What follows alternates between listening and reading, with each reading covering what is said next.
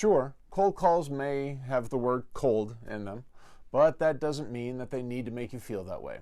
Even in today's internet-saturated world, cold calling still remains an effective way to get new business. In fact, with all the resources that we have at our fingertips, you're able to make your cold calls even more effective now than you ever did before. If you've been watching our videos over the course of the past several weeks, you know that we've been really trumpeting the benefits of cold calling and have been working to help you find value in them.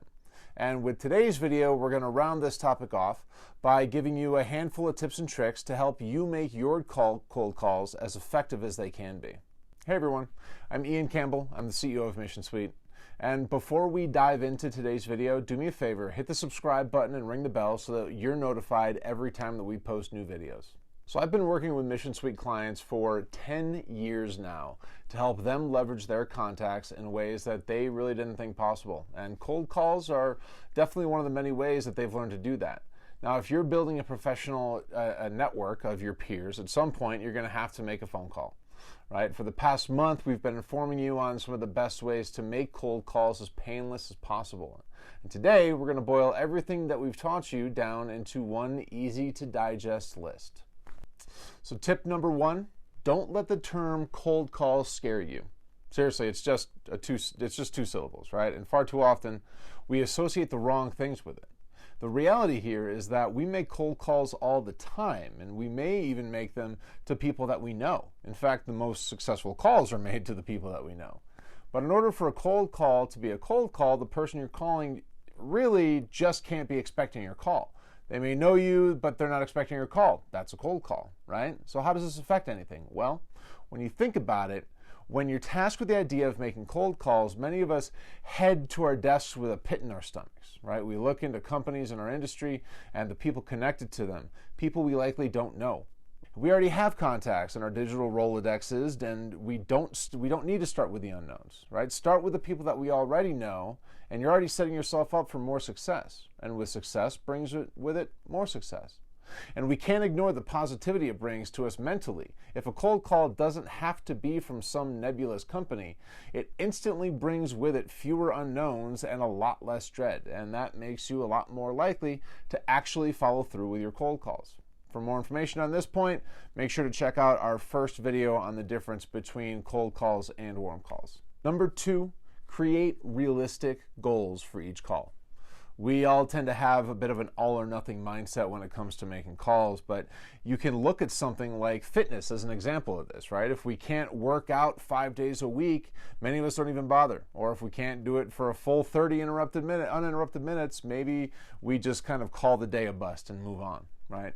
The same goes for cold calls. We go in there shooting for the moon, right? We all want that meeting. And that's all well and good, but then when we miss, we don't leave alternative goals for us to fall back on. So even if we get close, we could leave a potentially great call with nothing to show for it, or at least feeling like we have nothing to show for it. And that failure leads to decreased morale, and with it, less productive calls, and it turns into an endless cycle. But if you have a set of tiered goals to focus on, then you can put a stop to that negative spiral right off the bat, right? Start with your most important goal. Maybe it's a meeting. And if your call isn't leading in a direction to you actually achieving that goal, you can actually fall back on priority number two, and so on and so forth until you end up with your least important priority and finally wrap the call. For more detailed information, we did a video on this as well on cold call anxiety. So why is the tiered list so important? Well, number one, it ensures that you walk away from the call with something. If you're putting in the effort to make these calls, you may as well make them as effective as possible, right? Information is power, and it helps you grow your business. So the more information that you have, the more likely you are to be successful. And it also helps you mentally. If you aren't going into each call with the expressed desire to reach the moon, or in this case a meeting, you likely won't be as stressed going into each call because there's just less pressure on yourself. This is not only going to make you more relaxed on your call, but it's going to make you more likely to make these calls more frequently, increasing your overall chances of success because now you have more variety for success. Tip number three, talk more, listen less. I know what you're thinking. It's, wait, the salesperson's supposed to listen, aren't they? And absolutely, you're 100% right. And as a good salesperson, you should be doing a lot of listening during a typical business conversation. But on a cold call, it's a different story. right? As we mentioned above, you should not be shooting for a moon because it's a recipe for failure and disappointment. Instead, your main goal is just to get a meeting, right? Don't try to go for a sale, just get a meeting. And it's there that your standard salesperson practices of listening and then finding solutions for your prospects' pain points should actually be followed. But in a cold call, like I said, things are different. You're intruding on the caller's time to introduce yourself. They weren't expecting you and aren't in the mindset to unload all the problems in you. And frankly, you don't have time for that anyway. So instead of asking them to hand answer these questions, right, help them with your sales pitch. Make them listen and intrigue them so that they eagerly set up a next call with you or some sort of a meeting with you. Once you're there, they'll be more open to whatever it is that you're trying to sell them. Now, I don't know about you, but I remember when I learned that last point about talking more and listening less, it was a big eye-opener for me, right? My attempts to be as helpful as possible in my early days of calling, I would set up for terrible failure because the client or the prospect just wasn't in the mindset to discuss these pain points, right? So let us know in the comments down below if you've made similar mistakes in the past, right? And I want to know what you did, but I want to know how you changed your mindset and how you fixed it, how you addressed it, right? Because that's going to help us all. And as you're down there, don't forget to hit that like button to let us know that you're getting something out of this video. On to tip number 4, make a ritual. Now, I'm not talking about lighting candles and praying to the shrine of the cold calling gods, but I guess if that's what works for you, then by all means, go for it. What I really mean here is that you need to find a way to regularly get yourself into the cold calling mindset. I don't know about you, but with anything, I find it really useful to set up a ritual whenever I'm getting into something important. Just like throwing on my headphones can help put me into a work mindset a lot faster. Finding some sort of a ritual before starting cold calls can do the same.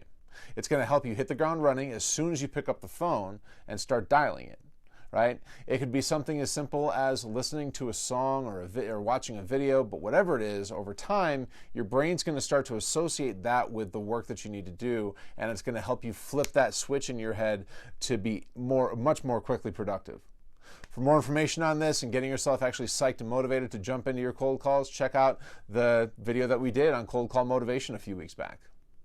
And tip number 5, create your cold calling script.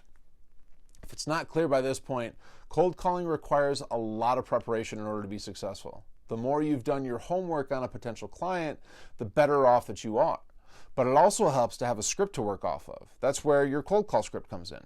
Sure, you're going to want to cater each call as specifically as possible to whomever you're speaking with, but a script is a really good place to start because after all, the benefits of what you're selling to your potential clients are going to be the same, right? You'll also be starting off your conversation in a very similar way as you will with most other cold calls.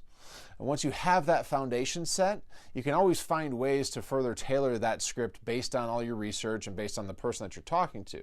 Maybe there's been some sort of turn in the industry that has affected this particular company in a way that works to your benefit, right? Add that in there. Work that aspect into your pitch so that you're more likely to lock down that next meeting.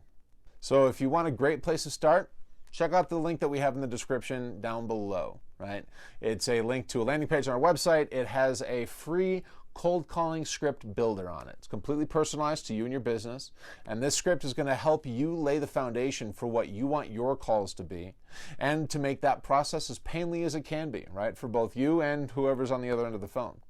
So drop down there, check it out, get your free script, and make 2021 the year that you dominate on cold calling.